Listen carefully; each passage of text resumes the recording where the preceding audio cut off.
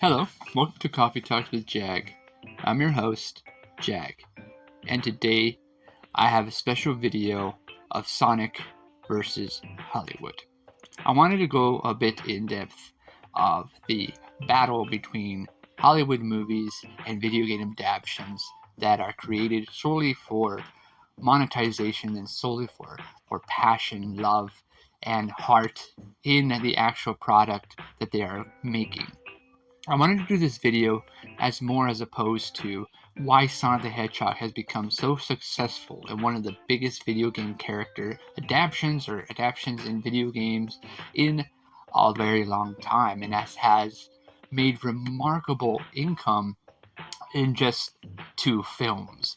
And if I do say so myself, I believe that this is only the start of what could possibly be a Sonic cinematic universe that could potentially rival the MCU if done right. So this video is going to be a little bit of a kind of a history point of view of both Sonic as well as Hollywood video games and video game adaptations, and then I'm going to do a final thoughts after the videos of the whole overall aspect of Sonic versus Hollywood. And so I wanted to do this. It will be a footage. I'll have photos and videos and imagery to give you guys an idea of what I'm talking about. Now, this is something I've been working on for a while, since the start of this YouTube channel, and I wanted to do Sonic vs. Hollywood, but I wanted to give it a couple of time to soak, if you will, on what I wanted to put out, the content I want to put out, and I finally got down doing this, and so I hope you all enjoy this video. And yeah, please leave a like on the video. It would be so much to me, and it will mean a lot to me. And also subscribe for more videos like these, and comment below. What do you guys think about Sonic versus Hollywood? Do you think he did a great job? Do you think they could have done Sonic better or differently? What do you guys think about Sonic versus Hollywood? So let's get into the video, and I hope you all have a great day, and let's do this starting now. Sonic the Hedgehog. Sonic the Hedgehog is no stranger to hardcore gamers, and is also a great start for a new gamer to get into in the adventures of the Blue Blur. Sonic the Hedgehog first began in 1991 as a competitive rival mascot to Nintendo's character, Mario, whose flagship was Nintendo.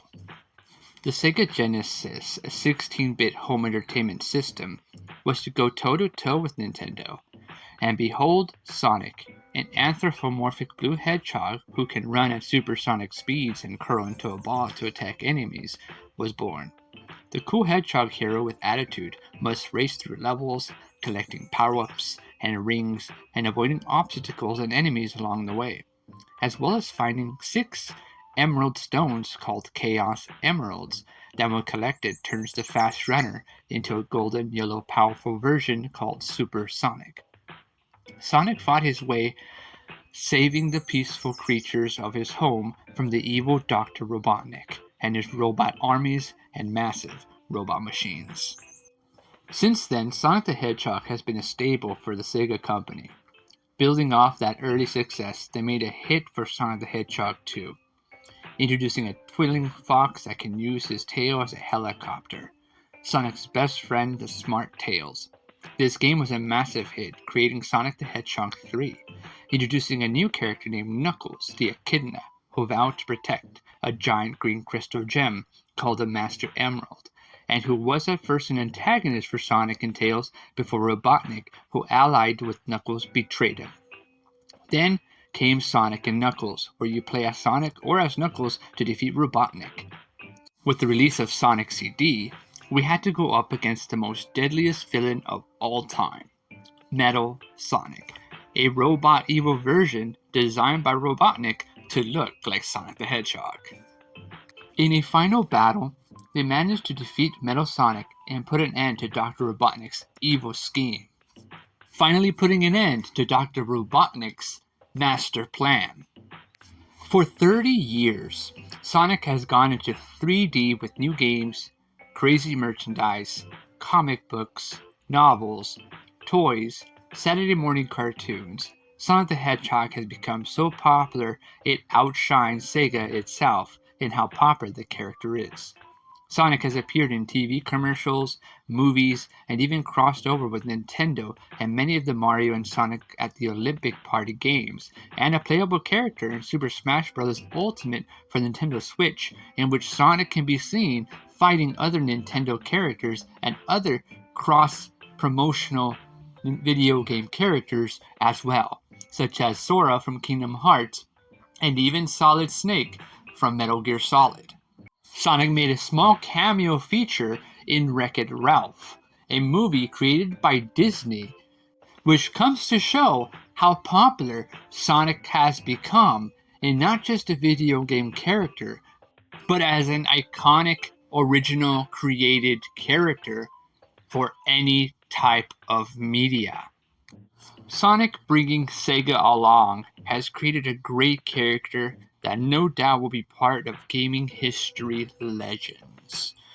Although it is clear that Sega is who created Sonic the Hedgehog, and we gotta praise and thank Sega for creating this character, it's no surprise that Sonic has so done well that he's no longer just a product of Sega. He's a product of video gamers who enjoy Sonic, not just as a video game character, not just as a TV character or a movie character, but an overall great character in general, such as comics too.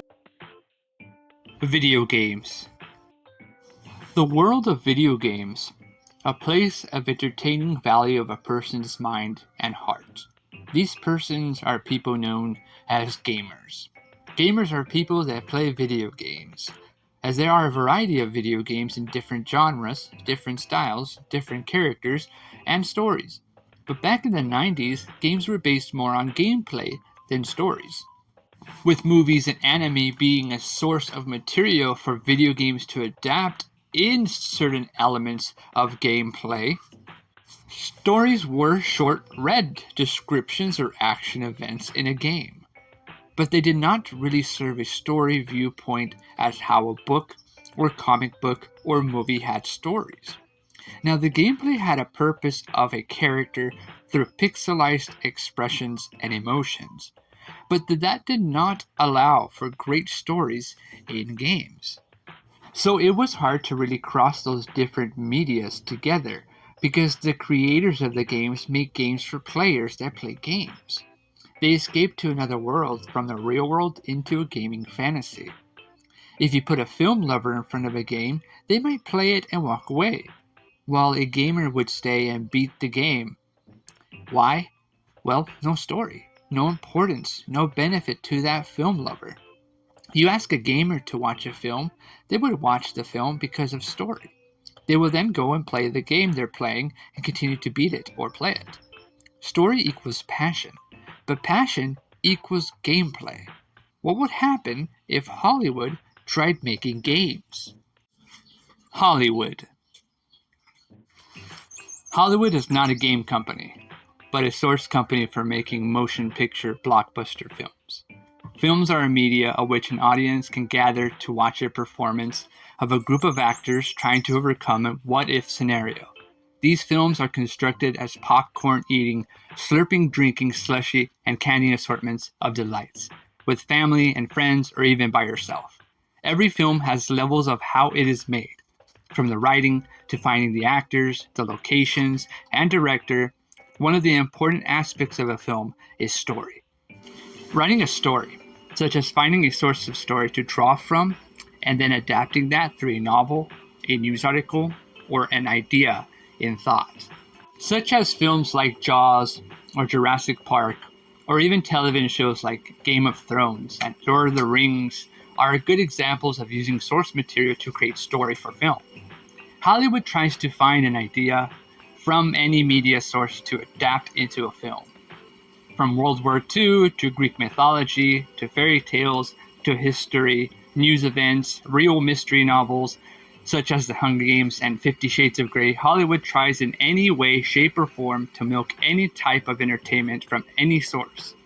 from controversial events, even horrifying documentaries from killers to murders, even bands like Queen or Elton John. Hollywood's grubby hands opening every cookie jar it can to bring out any type of cookie in the hope that they can sell more cookies, even at the cost of the cookie's horrible taste. This means Hollywood would hire many people to direct every film, whether they understand the source material or just know how to make a good film. What happens when Hollywood tries to adapt video games and films? A nightmare for gamers and a hatred for film critics on video game movies follows. Video game adaptations. In May 28, 1993, Hollywood would make the Super Mario Bros. Film, as Nintendo went into the film industry. The problem? The writers did not know what to do with it. Instead of a nostalgic film world based on a popular video game, Super Mario Bros. Movie, it became a disaster movie. Bad plot, worse characters, terrible environment, sad special effects, and rather bland music. Butchered what could have been a smash hit became nothing but a wasted potential. It is now a cult classic, but more of a guilty pleasure for myself because I like movies, but it is one of the worst video game movie adaptations of all time. And it is the pretty much movie that pretty much killed any chance for a Hollywood movie to ever become a great video game adaptation. But why is the fall of the Super Mario Bros. So important? Why is it that this led to Hollywood being just an oil machine of just pumping out video game adaptations based off of popular video games for film? Well, sad fact is that film's original story would have been more keen to a dreamlike world based on the Super Mario World video game. And when you put into the whole aspect that video games are more for gameplay than story, you can't really write a story based off of a video game unless you understand what you are writing about. When you play a video games like Super Mario, you play as Mario, hitting blocks, smashing mushrooms, and using power stars. But how can you do that in live action? Well, you have to study, and you have to play the games, and you have to know why Mario is doing what he's doing. If there's no backstory, there's no understanding of what's happening, it's really hard to make a story about a plumber going to this world. So what do? Well, they just write a story. So Hollywood, after that film's lukewarm reception, pretty much made Nintendo say no games. Nintendo is very video games such as Legend of Zelda, Link's Awakening is a great game. My favorite Zelda game is Link to the Past. You have Star Fox, you have Metroid, you have Kirby, you have all these great characters in the Nintendo world. And that pretty much just stopped anything to do with Nintendo. Nintendo was like, nope, not making any movies based off of our video games. You go make Resident Evil or Tomb Raider. We're not making any of our video games. So what do? They throw a bag full of games turned into non-story, bland, worthless films. For example, like Double Dragon. Street Fighter had an okay reaction, but it failed to be like the game world. And Mortal Kombat was a hit, the first one, but Mortal Kombat 2 Annihilation just pretty much said no. 2 thumbs down. Whenever someone heard the word video game adaptation, that was a fatality to anyone that has anything to do with playing the games. They're like, I'm not gonna go see that movie. I might as well just play Call of Duty, and they're making a Call of Duty video game. They're not destroying my game. No. What happens is it's a rushed, not connective, not feel game sequel.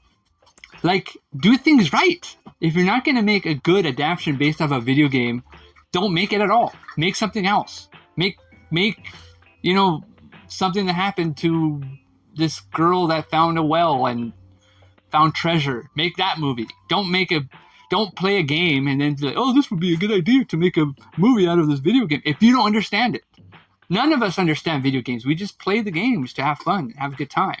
We go to the movies to see story and characters, not to play video games unless maybe down the road they'll have controllers in the theaters and we can play video game movies. But I mean, maybe that's a new creative mindset. And if someone's smart enough, like Elon Musk, finds this video and decides, hey, we should do that.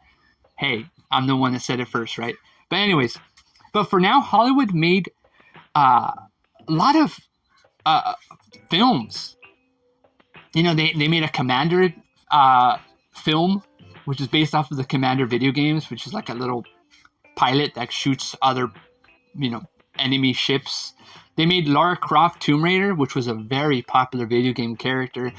And Lara Croft, Angelina Jolie as Lara Croft did a great job at the time for what it was, but it didn't capture the feel of the historical viewpoint of Lara Croft's story. It was more cinematic. It wasn't Indiana Jones, it wasn't like that. It was more keen on, okay, she's a beautiful girl, really pretty. Let's do a movie with her based off of a character, And the interesting thing is she has played the games, but it was more for, her role, studying her role. When you have a role and you study, you have to play the games. That way you understand the character more. But if you hire someone that doesn't really know or understand the character, and like I said, she did a great job portraying the character, like she did. But when you don't have the right directors, you don't have the right writers, you don't have the right people behind it trying to make the best Lara Croft Tomb Raider film based off of a video game, it's not going to do very well. It was a high-grossing film at the time, same as Mortal Kombat and same as Super Mario Brothers, but they were not adapted very well. And you have other games that follow. You have Dead or Alive. If you ever play Dead or Alive, it's basically this game where a bunch of chicks fight each other and their boobs are bouncing and their booties are bouncing and there's like volleyball and tennis, and pretty much it's like a mature game. More or less fighting than, I'm pretty sure, a lot of fantasies for a lot of people.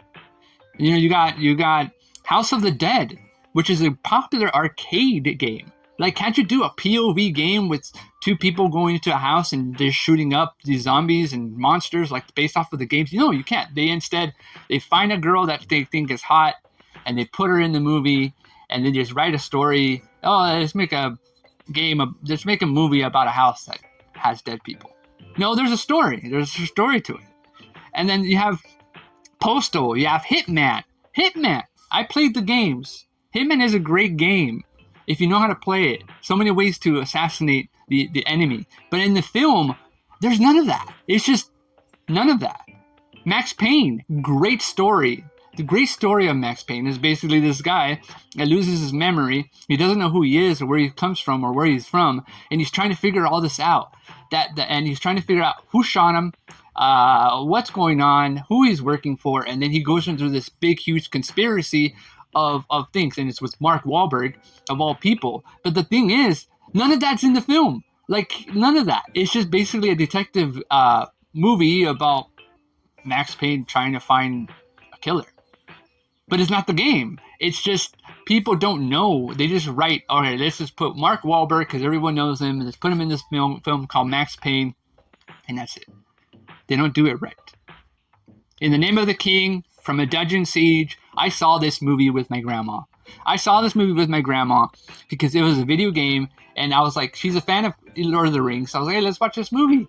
And we were both bored of it. We're like, dude, what is this? It's got Jason Statham, a very popular actor, and the movie sucked.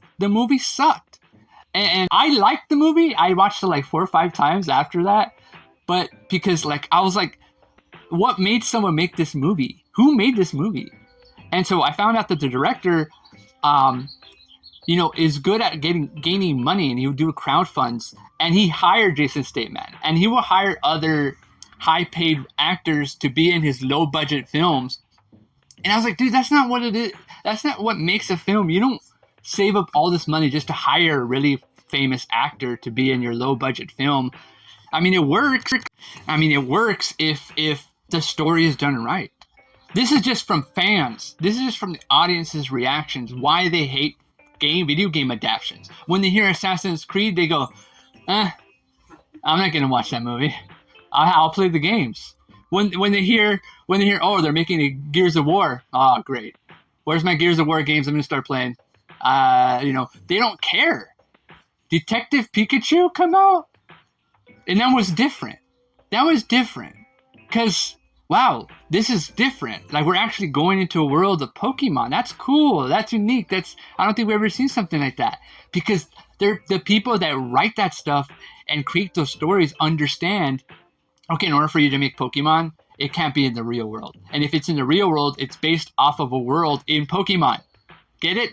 It makes sense, right? Right. But you have games like Tekken. Tekken is a popular video game, like of fighters, right? And you can make some great stories based off of that game. I myself did not play Tekken, the first one. I played Tekken 3 at the arcades when they used to have it at Round Table Pizza. I used to go there, and it was there along with Excalibur, Calibur, and Soul Calibur and all that. And there was even a game where Tekken was involved with Soul Calibur. So it was like a crossover thing. And I liked it. I was like, oh, this is cool. It would be cool to make a movie out of this. And they make Tekken the movie, and it sucked. It's like they just randomly got me and my roommate or a bunch of people, put us in a film called Tekken because we look like the characters, and that's it. We're not going to do a very good job if we don't give us enough time to really understand what's going on, the characters. But if there's a time limit in Hollywood, they go, okay, you need to make this movie in like 4 months. Oh, no, I'm dropping. I'm like, no, there's no way I can do this in 4 months. There's no way I can do this in 4 months. You got to find a different actor because I won't be able to do it. And if other people, actors, like decide to keep going with it, I'm going to wish them good luck. Good luck on the movie. I'm glad I dropped out. And if the film does well, good for them, right? But yeah, you got Prince of Persia, another great game. Like if you've ever played Prince of Persia games, they're basically like these like sand Middle Eastern like parkour games where you're like jumping on pretty much like roofs and beating a bunch of enemies and things like that. It's a really fun game, Prince of Persia. But then they made it into a film, Disney did, and then they stopped it. They like, oh, we're not making 2 or 3. We're like, okay, all right, Jake Gyllenhaal, you're not making 2 or 3, because Jake Gyllenhaal is Persia, Prince of Persia, even though he's not even Persian, he's not even he's not. So they just hired him because he's a good actor, and they put him in Prince of Persia. I mean, like I said, I like Prince of Persia. I like a lot of these video game adaptations because I'm a cheesy person, but don't tell me that's a video game adaptation. That's not a video game. That's just Hollywood grabbing jelly and putting on bagels. And the analogy is that they end up not even giving us bagels. They end up giving us like sourdough bread. Okay, that's not bagels. All right, you said bagels. That's sourdough bread on jelly. So you see, that's the thing. Like they're just giving us like random things. And I know I'm ranting on this topic. It's just because I want video games to be great, successful movies, like like Marvel does their stuff, or Star Wars do their stuff, and things like that. But Hollywood had been pushing games to become the next big film franchise. But without passionate, real fans and creators, we're left with the general audience mindset of, oh great, another video game adaptation. Cool. Awesome. Oh, Doom. All right, they have The Rock in Doom. Guess what? The actual gameplay look of Doom isn't even toward the end of the film. Like the final act, it's POV. If you ever play Doom, how it's POV and you just go around and shoot aliens and monsters, well, that doesn't happen until the end of the film. And The Rock ends up becoming the main bad guy. Spoiler alert. And then they killed The Rock. And that ends the film. Okay, cool. That's not Doom. That's not Doom. It's just stuff like that. So what that means is that people are going to start to lower the expectations of video game adaptations. Fans and critics both are unsatisfied with how games are not good for film. With movies in the work like Metal Gear Solid, Gears of War, Five Nights at Freddy's, even a Space Invaders movie is in the works. Oh my gosh. I don't even know what to say about that. It's like if I had an idea to pitch a video game movie, it won't be Tetris or Space Invaders. No, because I don't understand how you can make a story out of that to make the audience understand what the game is about, right? Or the film is about. I mean, a good idea is Pixels with Adam Sandler, how he has to go and fight a bunch of video game pixel versions, but that makes sense for that story because it's not supposed to be treated as a video game, really. It's supposed to be treated as if, like, video games attacked us, and that's different. But if they make in Space Invaders movie, I don't know. Gears of War sounds tempting, right? That sounds intriguing. Okay, Gears of War, all right, cool. Five Nights at Freddy's, it has the possibilities, but that's the thing. We're not going, yeah, Gears of War, yeah, let's watch that movie. No, we're more like, all right, that's cool, right? That's cool. But Doctor Strange in the Multiverse of Madness is coming out today. All right, let's go watch that movie. Oh, but guess what? Metal Gear Solid is coming out in a movie. Okay, that's cool. All right, that's cool. Oh, but did you know that Thor: Love and Thunder is coming out? All right, let's go watch that movie. See the difference? People are so hyped about that stuff because they know that the comics are being source materials. Here's Hollywood's problem. It's the critics and fans' problem as well. Fans want a good driven story of the games they love in film, and critics want to see a good film that can blow their minds. Here is the thing. Because Hollywood's mindset is to find the next hit film, they search for directors and creators who think they know or don't know the product. They're just making a film about this or that. All right, cool. I have no idea what this is. Let's make it happen. I want to get paid. Let's do this. Yes, they do research. Yes, they study. But no, they don't have the heart to deliver a satisfying film for its intended audience. Because of this, we went into a disease called the video game curse. The video game curse. The video game curse is a term used by the fandom of the film gaming industry. It is when game adaptations are poorly done.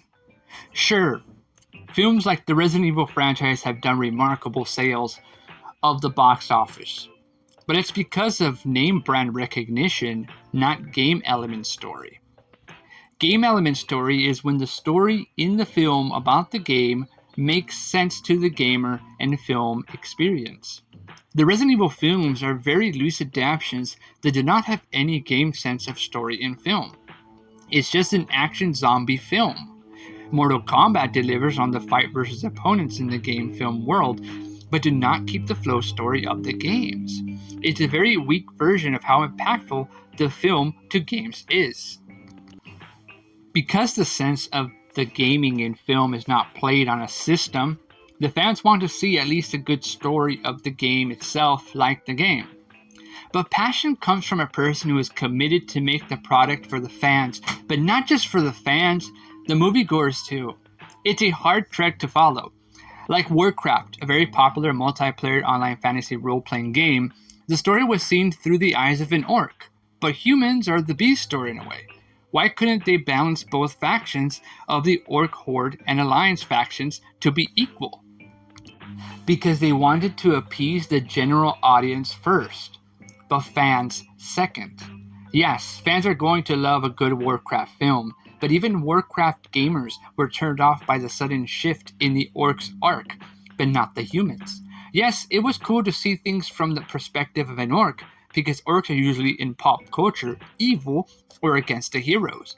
But the humans were boring, almost like you wanted to root for the orcs. Wouldn't it be more impactful if the humans have a story and the orcs have an A story? That when they do meet in battle, the fans and audience feels the emotions? Warcraft failed at the box office, becoming a soft hit for only the few gamers and film lovers who enjoyed the film. But poor acting, weak story on the human side does not bring tension. It brings disappointment to the gaming community and film industry. The video game curse is a virus that affects how studios interfere with how a film would make money while sacrificing what makes a good game adaptation into a mess of nothing but brand exposure. They think putting a title and finding people that look the part is what makes a film, and just throwing in a heartless, unemotional story we all end up getting is the sickness of the video game curse. But something has happened, and I believe the curse has been broken, and it will change the way game adaptations could become the next film franchise. And that film is Sonic the Hedgehog. Sonic versus Hollywood. After Sony Pictures acquired the rights in 2013, Jeff Fowler was brought in to direct in 2016. But then in 2017, Paramount Pictures acquired it in 2017 in a turnaround junction. Around September and October, filming took place. Then in 2019, the first trailer dropped, and oh boy, Hollywood did it again. But something happened. The first trailer was horrible. As you can see on the left of this picture, that was the original look of what Sonic the Hedgehog would look like. But director Jeff Fowler sent a message out that he had heard their anger and that Paramount Pictures are going to delay the film so that they can redesign the character of Sonic.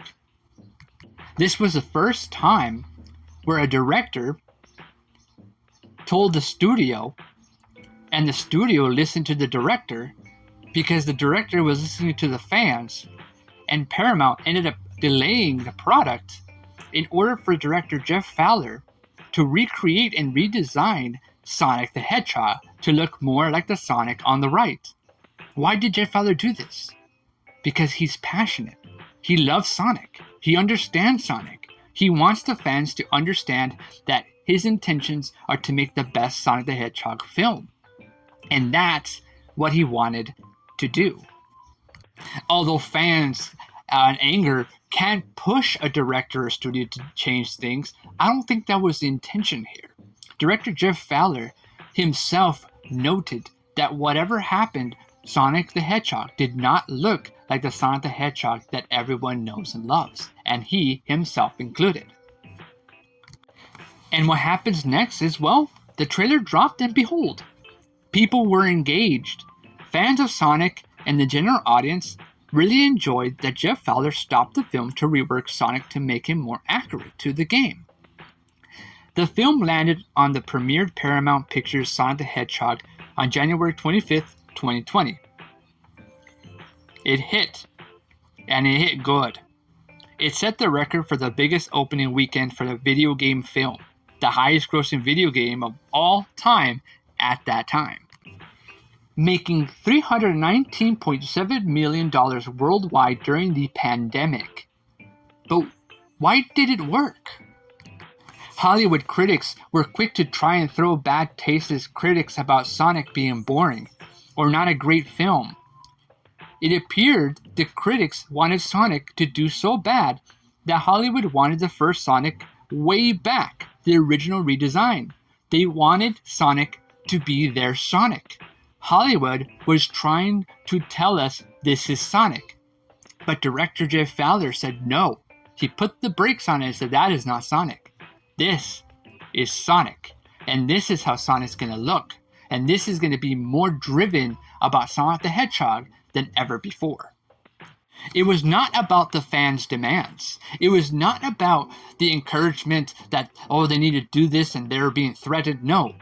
It was that Jeff Fowler, who actually worked on Sonic the Hedgehog projects in the past, he actually created Shadow the Hedgehog. And not only Shadow the Hedgehog, he created some of the best animation sequences in the Sonic video games, like Sonic Unleashed, Sonic 06, and many more.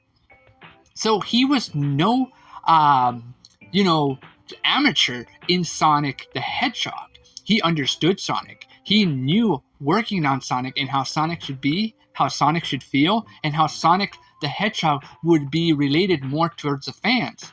And although the fans' reaction is what sparked Jeff Fowler to go out and tell Paramount, hey, I want to redesign it, they did. And that was the first time in history where a studio actually agreed with the director. They agreed because Jeff Fowler had a vision. And that vision was to make Sonic the Hedgehog the best Sonic video game character that he wanted to make. He wanted to make the fans happy, and not just the fans happy, the film lovers happy. And that to me speaks a lot of volumes about Jeff Fowler as a director. He wanted to make the best Sonic. And the best Sonic was to create a good story that surrounded Sonic the Hedgehog. And that was what came first. The story, and bringing Sonic into that story in a heartwarming, charming, action-packed film, and then putting out that Sonic the Hedgehog film was what made it work. Some audiences that were a bit sour of how Sonic was created and to look really did not seem very well versed in Sonic the Hedgehog. They played the games, they kind of liked the character, but they were kind of turned off. They didn't think Sonic the Hedgehog did well or it was even that successful. They probably thought, oh, here's another video game character that's poorly done and this and that. And that's the thing, the first Sonic way back, they wanted a movie to be just a movie, nothing more. But here's the thing, Hollywood story equals emotion, equals success. This film has charm. It has a video game character, one, set in the real world who wants to be part of a family, alone in a world that does not even know he exists. Ben Schwartz as the voice of Sonic was such a great joy to hear. This fast, loving creature who enjoys company and friends really melted people's hearts. James Marsden as Donut Lord Tom Wachowski lent a variety of heartwarming moments. Tom being a cop who loves animals and people and just wants to save lives and be a hero to someone. When Sonic loses his magical rings, Sonic and Tom go on a road trip to find the rings. Because the rings are portals to go to other worlds, and he accidentally dropped the bag of coins inside a portal to San Francisco. These two create such a fun vibe of bouncing off each other. Tom does a great job, and I have to give it to James Marsden for being able to act alongside nothing. Sonic's not really there next to him, but he does a great job of portraying that there is Sonic right next to him. And that speaks a lot. And I have to give it to James Marsden for really being able to have fun and portray a friend to Sonic. And it's really, really cool. It's really charming the way he slowly builds up to being Sonic's friend and things like that. But anyways, so Sonic is basically the fastest creature on Earth. Could have easily gone to San Francisco himself because he's fast, right? But feeling lonely and sad, that is the story here. His last day on Earth, right? Like his last day on Earth, because his guardian told him that if he was ever found or noticed on Earth, that he would use the ring to go to another world, and the other world that he was going to go to is the safest world in the universe, basically. And so he's never been he's been alone for 14 or 15 years since he's been on Earth. He's been looking at Tom and the people of Green Hills and things like that from far away, and he's kind of alone. And when this happens, he has an opportunity to see someone that he really cares about. And the interesting thing here to note also is that it's someone he really cares about. He really looks up to Tom, like the way Tom is, how he protects and serves, and he's good heart and this and that. Sonic really values that, and because he's gonna go and leave, he wants to have a final moment with one of his favorite people on Earth, right? And that Tom happens to be his favorite person. in the movie, along with Pretzel Lady. He gives everyone nicknames, and Pretzel Lady is Maddie, who is Tom's wife in the film, and then Dr. Robotnik is Eggman, because all his things are formed as eggs. So Sonic gives everyone nicknames, and it's pretty funny. But anyways, he wanted to connect with someone, right? He's fond of Tom. Tom agrees and takes him on this road trip. But every great video game character needs a great villain, right? And this is what I think really got people to come to the theater. And although people don't agree with this, probably they're like, "Oh no, we came to see Sonic." It's very clear that people came to see Jim Carrey, because Jim Carrey is probably his antics and the way he carries himself, and knowing that he's going to be Dr. Robotnik or Dr. Eggman, we knew, because Dr. Eggman in the games is very over the top. So having Jim Carrey in the film just proves, okay, he's going to be over the top. Perfect, right, for a villain. So we want to go see this movie because Jim Carrey's in it. He's probably going to be the one that we're going to go see. And yeah, I know that's exactly what happened. So, but anyways, Dr. Robotnik, played by Jim Carrey, who brings back his 90s style rubber face comedy act, blending in well with the Sonic character, making the robotic doctor obsessed villain into a cartoony style for the film. While his Robotnik is not the same as the games, he still has that ego that he does not have, that he does have in the game. So, Jim Carrey as Dr. Robotnik is so funny to see because, yeah, he is very egotistical. He's smarter than everyone. He's better than everyone. He knows he's better than anyone. And, it really captures, like, you got Sonic, who's alone, and he's trying to find friends and, be a hero and this and that. And then you have Dr. Robotnik, who's also alone, and his friends are robots.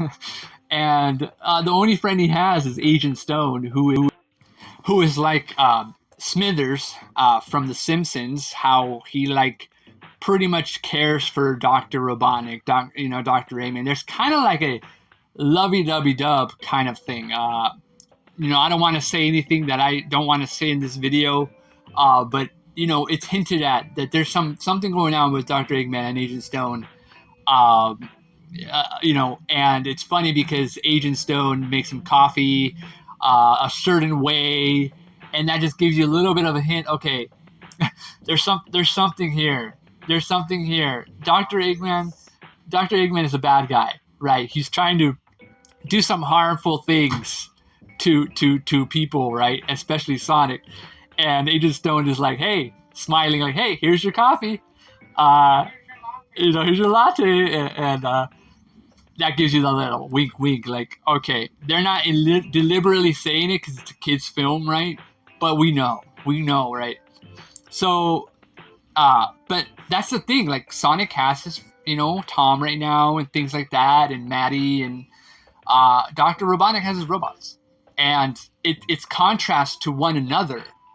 So, in the beginning of the film, it doesn't start off with Sonic going to Green Hills. It starts off with the chase in the city, and it starts off with Dr. Robotnik chasing Sonic.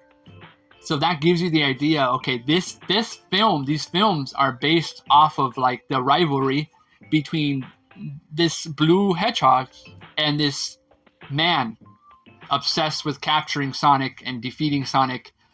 And that's Jim Carrey's Dr. Robotnik. And then it goes like a story where Sonic is telling the story of Sonic the Hedgehog. And then it goes around to that moment again by the end of the film. So, like, Sonic is telling this whole story of what's happening. And I like that. To me, I personally like that, okay, this is the story. It's between Sonic and this obsessed robot man, right? And I like that. To me, I like that. I don't know if you guys like that, but I like it because it sets up, the battle between Sonic versus Dr. Eggman, right?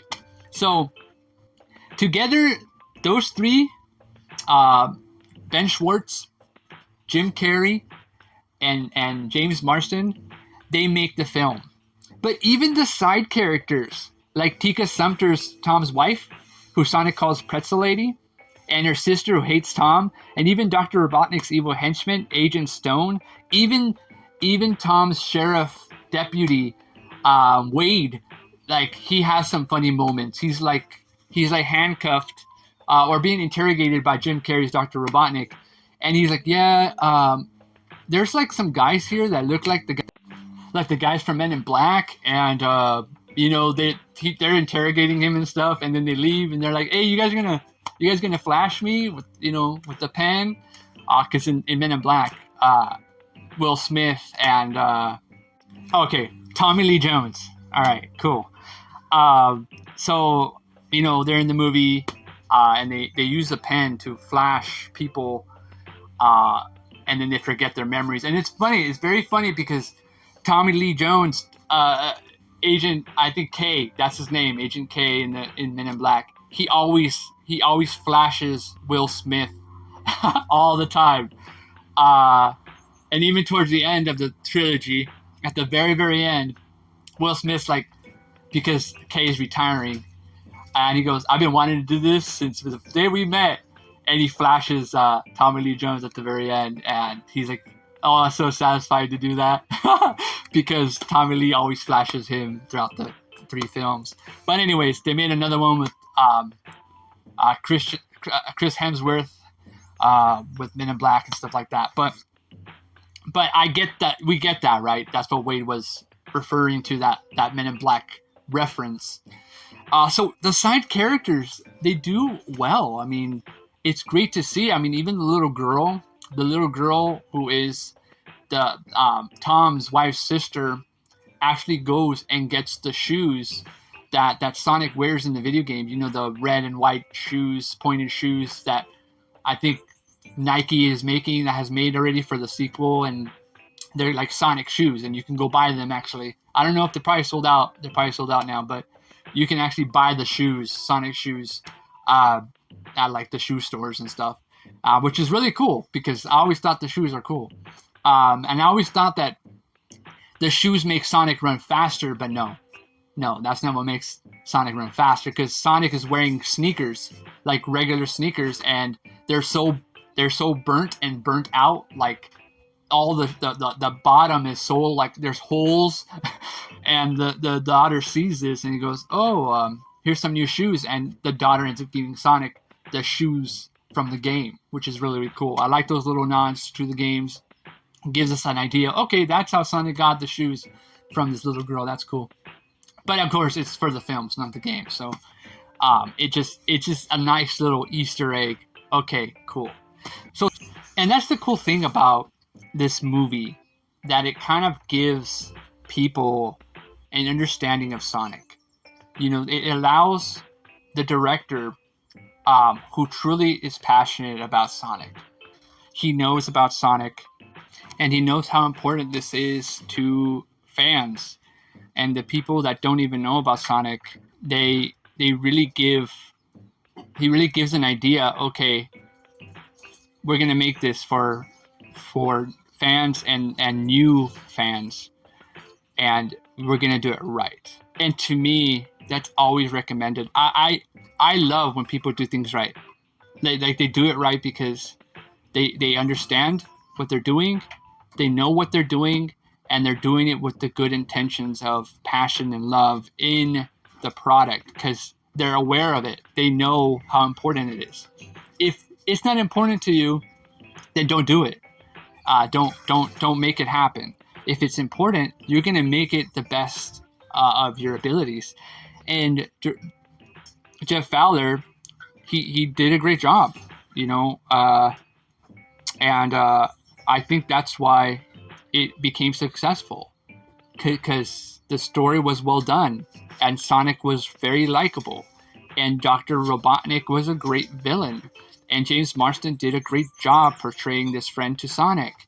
And those little things may not be important to other people, but if you watch a Sonic the Hedgehog the movie, you can understand what's going on. And it's very, very simple very quick movie. It goes by very fast. I feel like it's like 30 minutes long, the movie, but of course it's an hour. But it's so quick. It's so well paced, and I think because when a story is well done, it's well paced, the movie goes quick and it goes fast, and you can watch it over and over again and have great value in it. So, as the first film came out and wasn't even in theaters yet, they announced Sonic the Hedgehog 2. like the movie came out. And, we finally got to see Sonic the Hedgehog's end credit scene, and we see Tails at the very end. And we're like, okay, Tails is going to be in this. Okay, so they're going deeper now. And I'll do another video why Tails is important for the Sonic films moving forward. But, yeah, the end credits show two things. One, that this fight between Robotnik and Sonic was only a prelude. As he begins to shave his head, he starts growing his mustache really long, becoming bit by bit the iconic villain from the game. So the people that were upset, oh, he's not bald, he doesn't have a mustache, he does at the end. He does shave his head. He does grow his mustache. And it's an act of failure. He lost. He never lost to anyone. He's never lost to someone. He didn't get caught, in jail. He didn't get arrested. He didn't get defeated by anyone other than Sonic. Sonic is his first loss. And so in shame and failure, he shaves his head and grows his mustache because he lost. He lost the first battle. And he's like, all right. Second battle, I got you, Sonic. I got you, right? So we get that, and it's funny. Okay, it's not over with him yet. But hopefully we get a fat version of Dr. Robotnik, so we can call him Eggman properly, because Dr. Eggman, fat version of Dr. Robotnik. He's in the games and things like that. But I don't know. After what happened after Sonic 2 and the current state of Jim Carrey saying he's retiring from acting, we might not see him in Sonic the Hedgehog 3. It's sad because I think he's one of the best parts of the movie, besides Sonic, of course. But having him as a villain and seeing what he's going to do next to try and defeat Sonic, it's always something I would like to see. But hey, if his time is up, he's done a lot. I mean, for 3 decades, he's been such a great actor, and he, so yeah. So anyways, we get another end credit scene. Ring opens up to reveal Tails, Sonic's best friend from the video games. Now, this film was, I believe, an introduction to the Sonic the Hedgehog universe, and we will be more faithful and also more open to see what the film sequel will be like. Sequels are not sometimes good for films, but this year, Sonic the Hedgehog 2 arrived, and it was more and more video game Sonic than ever. Introducing Tails and Knuckles created a fun, lovable, story-driven film right out of the games, but still a bit grounded on Earth. It really focuses on Sonic, Tails, and Knuckles, and Dr. Eggman. The humans have stuff to do, Agent Stone has stuff to do, every human has stuff to do, but it was still there. It was just basically about Sonic, Tails, and Knuckles. Lots of game references, such as the Egg Smasher, a boss robot from Sonic 2, or in other words, the Death Egg Carrier for fans who might end up getting upset that I called it wrong. But, we got a coffee shop called Mean Bean, a nod to the game Dr. Robotnik's Mean Bean Machine, a snowboarding level from Sonic Adventures and Sonic 06, more enemy robots from the game, and so much more. This film even has GUN, Guardian United Nations, a secret government created to stop alien threats. They were introduced in Sonic Adventure 2. And this also had the Master Emerald, it had Labyrinth Zone, a bit of like Angel Island, the Echidna tribe, sucking up bubbles underwater so you don't drown, running across the rampaging water, 7 Chaos Emeralds, supersonic, even an end credit scene that reveals the powerful Shadow the Hedgehog. If the first film did 58 million, this film blew opening weekend with the 71.1 million opening weekend. A record-breaking success for probably the greatest video game film adaptation. Why? Because the people behind it care. The people behind it give it love and passion. They know. They know what we want to see. They know that it's what even more epic is that they're already developing a Knuckles series. And Sonic the Hedgehog 3 is coming out. Right before even Sonic 2 was landing in theaters. Like, they're so confident in this product because the people behind it, they know. They know, oh, they're going to like Knuckles. Let's do a TV series based off of Knuckles. Oh, Sonic 2 is going to do really well. Let's do Sonic 3 already. Let's end it with a nice teaser of a future character. And bam, that future character at the end credits scene, man, it blew everyone's minds. Shadow the Hedgehog. A very powerful character in Sonic lore, in Sonic media. You know, equal amounts of strength to Sonic, maybe even more powerful than Sonic at some points. And those of you that don't know, Shadow is an antagonist at first, and then later on he becomes an anti-hero. Not really joins Sonic, but becomes his own character, in a sense. But still, right? We have more characters. You know, I wouldn't be surprised if they do a Shadow the Hedgehog prequel or a Shadow the Hedgehog movie. See what I'm saying? Like, this Sonic cinematic universe has the potential to rival the MCU. And I know people are like, oh, why are you saying MCU? Is because the MCU is the billion-dollar franchise that's smashing everything right now, and everyone wants to be the next Marvel Cinematic Universe. But this is a little different. This is a video game, and probably the best video game franchise right now. Just two movies. Great job to our new actors in the film, Miles Teos Prower and Idris Elba as Knuckles the Echidna. Of course, Miles is played by Colleen O'Shaughnessy, if that's how I pronounce the name. But yeah, I mean, great job.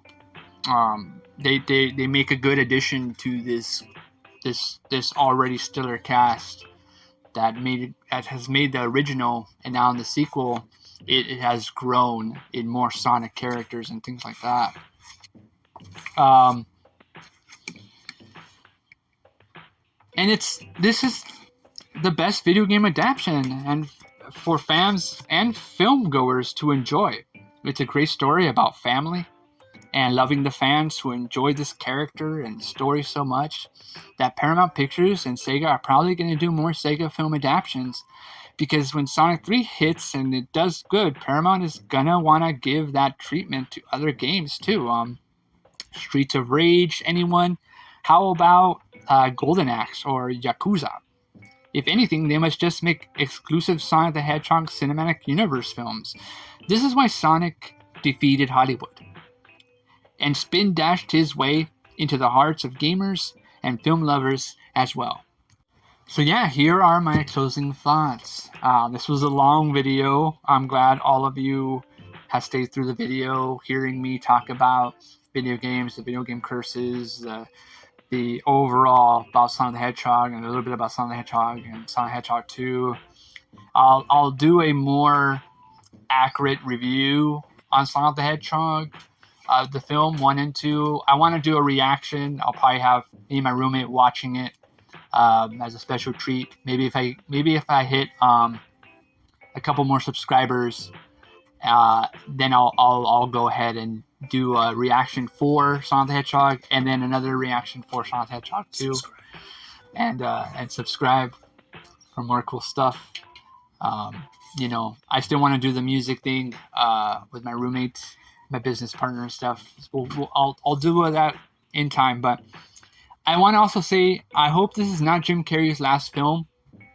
I get it that he's retiring, and I know he wants to retire. But just finish Sonic 3. You know what I'm saying? Do the whole Shadow the Hedgehog versus Sonic thing. Have Robotnik build the Death Egg, and have Metal Sonic be the enemy that is protecting Robotnik from eliminating humans and creating a new world of robots. Then you can retire when he is finally defeated. Fat Eggman next, please. Thank you. Like, for reals. Like, I want to see a fat Dr. Eggman. And if this is the final battle between Sonic and Dr. Eggman, I want Dr. Eggman to go off with a bang and be defeated finally by Sonic the Hedgehog. If not, then I would like Dr. Eggman to get arrested. I want Dr. Eggman to get arrested for what he has done. And then in Sonic 4, if they ever makes 4, he escapes and once again starts wrecking everything up with his evil scheme. And yeah, 4 or 5 might be the end of this trilogy or Sonic films, and it will lead up and build up to Chaos, the God of Destruction, in Sonic 5 probably. And that'll be cool. I mean, I don't know how many Sonic films they're probably planning on making, but with the addition of spin-offs included and more Sonic films and things like that, I think we're on our way to making a really cool Sonic the Hedgehog cinematic universe. And yeah, I really love this type of thing when Sonic defeated Hollywood. Thank you guys on watching this video.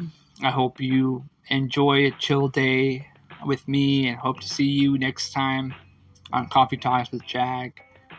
Subscribe to my channel and like the video and share it. Comment below, what do you guys think about this Sonic versus Hollywood story? Do you like that Sonic won against Hollywood, that it became a film for the fans and a film for film goers too, and that it was not a film made out of aggression for because of the fans? It's a film made by people that love this product and wanted to make a great product, and that's what they did. They went out of their way to make a great product for the fans, and that's something we can admire about Jeff Fowler and his team. And I can't wait to see more Sonic the Hedgehog films and spin-offs, with Knuckles TV series coming out, and Sonic the Hedgehog 3 coming out in the foreseeable future. It's going to be a great time to be a Sonic fan, from not just the films, but the games themselves, and even a Netflix TV series, Sonic Prime on Netflix. It's going to be great too. So yeah, it's great to be a Sonic fan. Thank you once again for watching my video. This was a long one, but it is a must do video because I wanted to give my thoughts and facts about Sonic versus Hollywood and how Sonic defeated Hollywood. Thank you all very much. Bye!